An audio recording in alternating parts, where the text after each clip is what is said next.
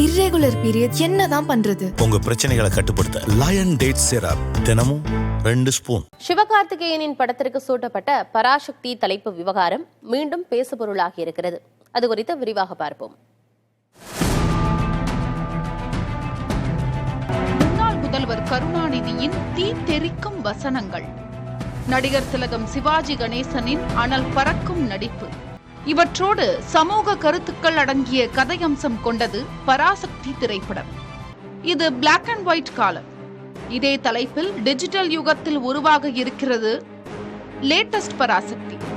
1950 காலகட்டத்திலேயே பல சிறப்புகளை கொண்டிருந்த பராசக்தி படத்தின் தலைப்பு 2K கிட்ஸின் காலத்தில் பேசுபொருளாகி உள்ளது. சுதா கொங்குரா சிவகார்த்திகேயன் கூட்டணியில் உருவாக இருக்கும் புதிய படத்திற்கு பராசக்தி என்று தலைப்பு வைக்கப்படுவது தொடக்கத்திலேயே சர்ச்சைக்குள்ளானது.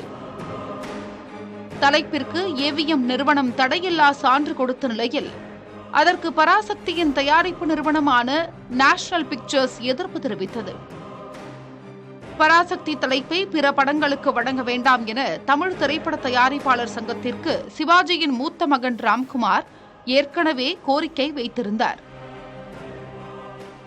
இது தொடர்பாக படக்குழு தரப்பில் இருந்து எந்த பதிலும் வராத நிலையில் அடுத்த கட்ட நடவடிக்கையில் இறங்கியிருக்கிறார்கள் சிவாஜி ரசிகர்கள்.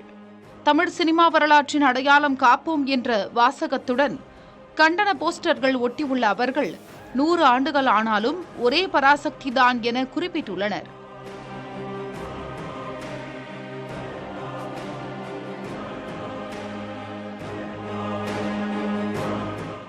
சுதா கொங்குராவும் சிவகார்த்திகேயனும் படப்பிடிப்பை தீவிரப்படுத்தியுள்ள நிலையில் தங்களின் எதிர்ப்பை பல்வேறு வடிவங்களில் பதிவு செய்து வருகின்றனர் சிவாஜி ரசிகர்கள்.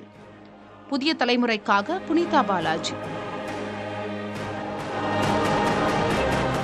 இர்ரெகுலர் பீரியட் என்னதான் பண்றது? உங்க பிரச்சனைகளை கட்டுப்படுத்த லயன் டேட் சிரப் தினமும் 2 ஸ்பூன்.